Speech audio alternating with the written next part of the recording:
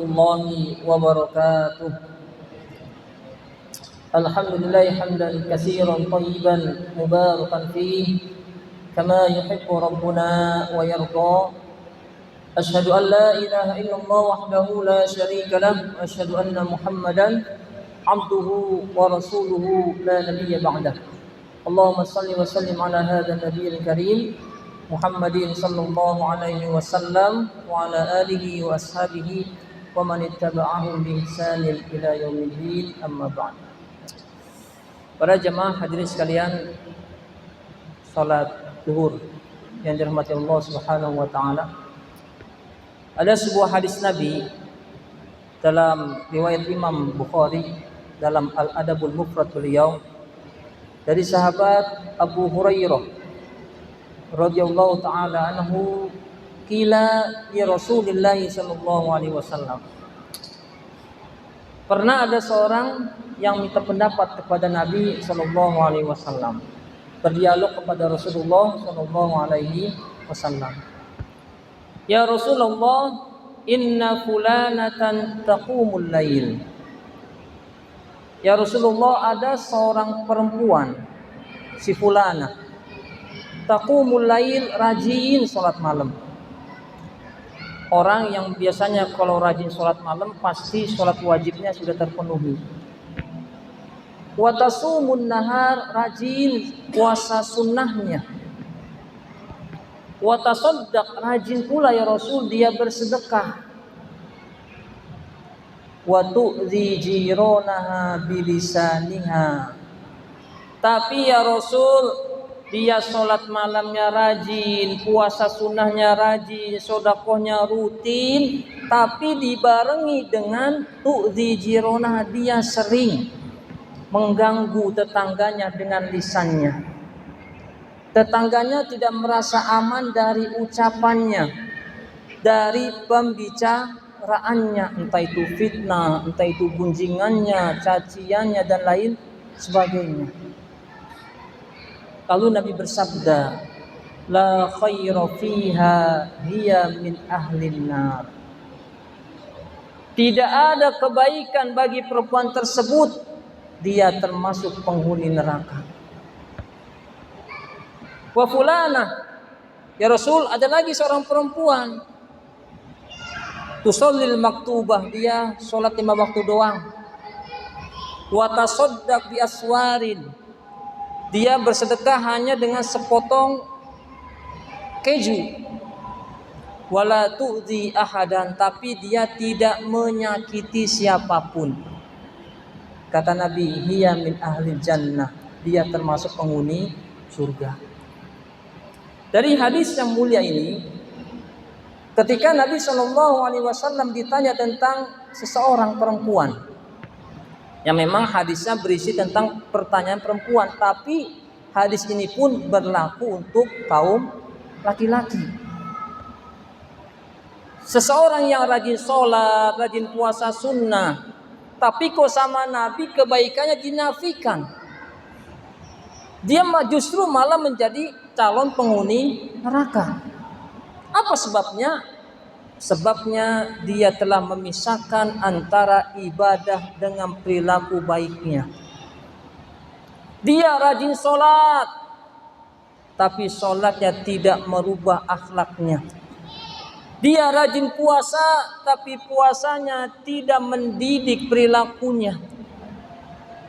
Dipisahkan, kebaikan hanya di masjid, takwa dia hanya ketika berpuasa.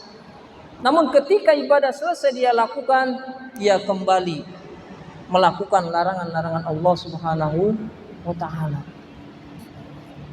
Padahal yang kita ketahui, Allah Subhanahu wa taala mensyariatkan suatu ibadah pasti punya tujuan, punya maksud tertentu, punya kebaikan yang pasti akan kita peroleh. Wa aqimis shalah, dirikanlah sholat. Untuk apa? Innas sholata tanha 'anil fahsya'i wal munkar. Tujuan sholat adalah untuk mencegah kita dari perbuatan keji dan munkar. Tujuan puasa la'allakum tattaqun, supaya kita bertakwa. Ini tujuan-tujuan dari ibadah yang telah disyariatkan oleh Allah Subhanahu wa taala. Makanya Islam itu sangat terikat dengan kuat dan tidak dapat dipisahkan antara ibadah dengan perilaku yang baik, dengan akhlak yang mulia. Tidak dapat kita pisahkan. Sehingga dalam sebuah hadis Nabi SAW, la imana liman la amanata lahu. Tidaklah sempurna iman seseorang. Kan iman kita nih rendah dan tingginya tergantung ibadah kita. Makin rajin kita beribadah, iman kita makin kuat. Tidaklah sempurna iman seseorang liman la amanata lahu, yang tidak punya sifat amanah, tidak punya sifat dapat dipercaya. Ini kan akhlak. Orang yang dapat dipercaya berarti dia akhlaknya mulia, termasuk orang yang terpuji, orang yang dapat dipercaya. Makanya akhlak, perilaku yang baik tidak mungkin dapat kita pisahkan. Namun realitanya justru kebalikannya. Banyak orang yang rajin sholat, namun ketika sholat dia berinteraksi dengan rupiah, korupsi, menipu, dan tidak amanah atau yang lainnya. Rajin sholat, namun ketika berinteraksi dengan media sosial, semua komentarnya berisi cacian, berisi kata-kata yang tidak baik. Berarti telah memisahkan antara ibadah dengan akhlak yang mulia. Makanya Nabi SAW menceritakan kisah orang yang bangkrut. Orang yang bangkrut yang hakiki adalah orang yang memisahkan antara ibadah dia dengan akhlak baiknya. Makanya ketika Nabi SAW ditanya, mal muflis, ya Rasulullah, siapa sih orang yang bangkrut? Kata Nabi, innal muflisa min ummati man ya'ti yaumal qiyamati bisolatin. Orang yang bangkrut dari umatku, kata Nabi, orang nanti yang datang pada hari kiamat, dibangkitkan pada hari kiamat, datang membawa pahala solat, bisolatin wa zakatin wa saumin. Datang bawa pahala solat, bawa pahala sodako, bawa pahala haji, pahala puasa. Waqad syatama hadza. Namun di samping dia solat, dia pernah mencaci orang ini. Wa qazafa hadza, dan telah menuduh orang ini.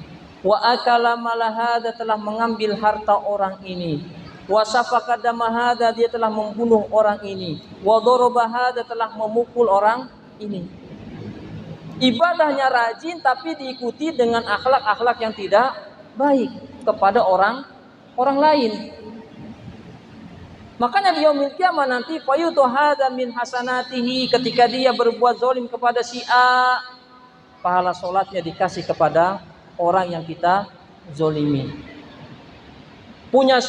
Pernah memfitnah seseorang, pahala kita dikasih kepada orang tersebut, terus sampai pahala ibadah yang kita lakukan semuanya habis.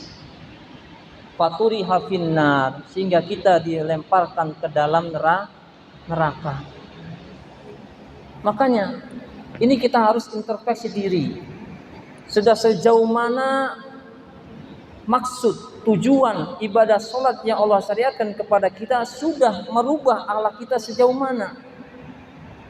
Dalam sholat kita selalu berkata, ihdinas siratal mustaqim, tunjukilah kami jalan yang lurus. Keluar dari sholat, kembali berantem sama saudara, akhirnya putus silaturahmi. Inikah jalan yang lurus yang kita pinta? Ketika keluar dari sholat, kembali kita membicarakan aib orang lain. Inikah ihdinas siratal mustaqim yang kita minta? Tentu bukan. Jadi hikmah dari sholat, tanha anil fahsya'i wal munkar. Kebaikan dalam sholat. Dalam sholat pasti ucapan yang kita keluarkan adalah kalimat-kalimat yang baik. Hendaklah ketika kita selesai sholat, begitupun ucapan baik yang kita keluarkan ketika kita berkomunikasi dengan orang lain. Ma'asyiral muslimin, rahimakumullah. Jadi ibadah dan akhlak yang baik jangan sekali-kali kita pisahkan. Tadi akhirnya nanti ketika kita memisahkan antara ibadah dengan akhlak yang baik, dengan perilaku yang baik, kata Nabi, al-muflis, kita akan menjadi orang yang bangkrut nanti di yaumil kiamah. Pahala kita akan habis diberikan kepada orang-orang lain. Ma'asyiral muslimin rahimakumullah. Cukup yang dapat kami sampaikan karena keterbatasan waktu. Subhanakallahumma bihamdika asyhadu an la ilaha illa anta astaghfiruka wa atubu ilaik. Wassalamualaikum warahmatullahi wabarakatuh.